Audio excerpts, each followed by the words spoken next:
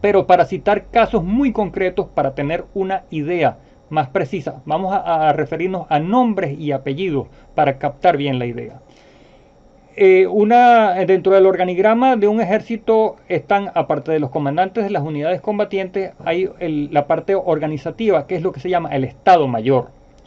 El Estado Mayor del general Latorre estaba comandado por el coronel Feliciano Montenegro y Colón, que no era español, era venezolano, era caraqueño, pero era un caraqueño 100% leal al rey de España.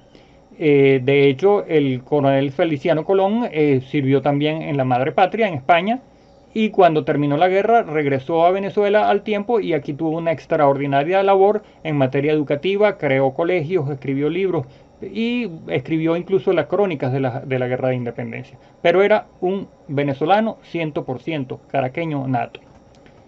Tenemos otro caso, que son las tropas de caballería de la Torre en la batalla de Carabobo. Las tropas de caballería estaban dirigidas por el general, luego mariscal Francisco Tomás Morales. Pero esas eran unas tropas 80 o 90% también de criollos. Las tropas de caballería eran en Carabobo eran o coreanos o llaneros, no eran españoles tampoco. Dentro de estas tropas, y citamos otro caso muy concreto, estaba el comandante Antonio Martínez. Antonio Martínez es un personaje que apenas se refiere en 3 o 4 episodios en la Guerra de Independencia, pero sobre todo en la batalla de Carabobo tuvo un aspecto fundamental, que Antonio Martínez es el oficial realista, pese a que es un hombre, un llanero, pero sirviendo al rey, que cuando al general José Antonio Páez le da su ataque de epilepsia, casi que cae del caballo, queda completamente inmovilizado, el comandante realista Antonio Martínez lo toma por la rienda y lo lleva a las líneas republicanas, lo entrega a un joven oficial que se llamaban Guadalupe y le dice, mire, llévese al general Páez que lo van a matar aquí si queda en ese estado de prácticamente de inconsciencia. Es Martínez el hombre que le salva la vida a Páez en la batalla de Carabobo y el propio José Antonio Páez lo dice así. Si no hubiera sido por Martínez, yo hubiera muerto también. Hubiera dado la rara coincidencia de que los 3 comandantes divisionarios hubieran muerto en la batalla de Carabobo. Sigamos con otros ejemplos para patentizar la unión o la confusión que había entre venezolanos o americanos y peninsulares en la guerra de independencia, sino en la batalla de Carabobo. Vamos aquí a referirnos a un par de parejas. Por un lado tenemos a Simón Bolívar. Simón Bolívar se casó por única vez en su vida con María Teresa Rodríguez del Toro. María Teresa, la única esposa de Simón Bolívar, no era venezolana, era española, era una linda madrileña.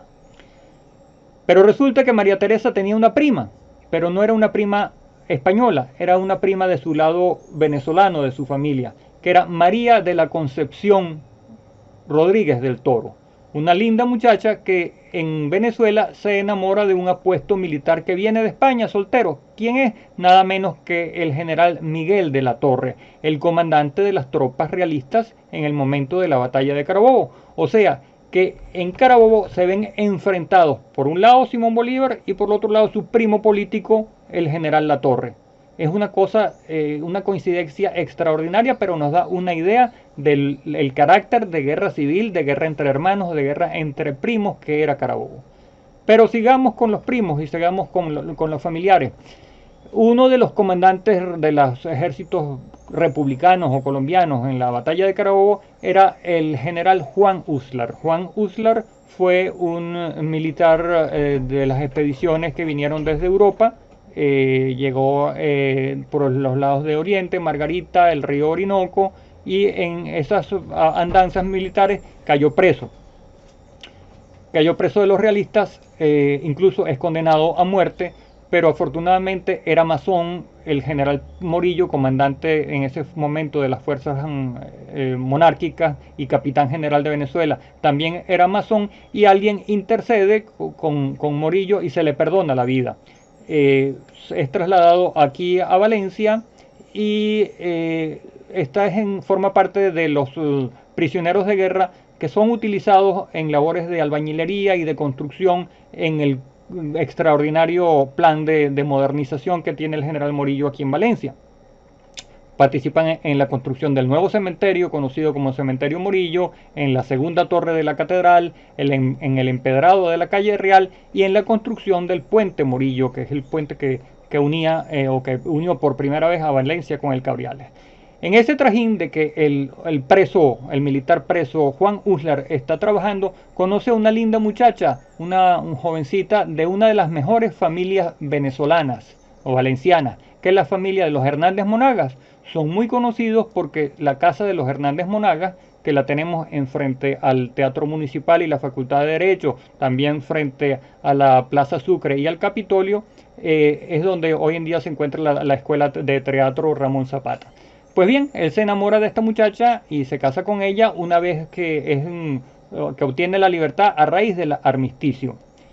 Pero resulta que su esposa, María de los Dolores Hernández de Monagas, es hermana de uno de los comandantes realistas, venezolano también, pero es un comandante que está a favor del rey, que es a favor de la monarquía española, que es el coronel José María Hernández Monagas, que precisamente durante las operaciones de la campaña de Carabobo, en lo que se llaman las operaciones de diversión o de distracción que está realizando el general Bermúdez en el centro del país, en el centro oriente del país, cuando toma Caracas, toma las zonas aledañas, lo que hoy es el estado Miranda, el coronel José María Hernández de Monagas es quien enfrenta a Bermúdez en estas operaciones.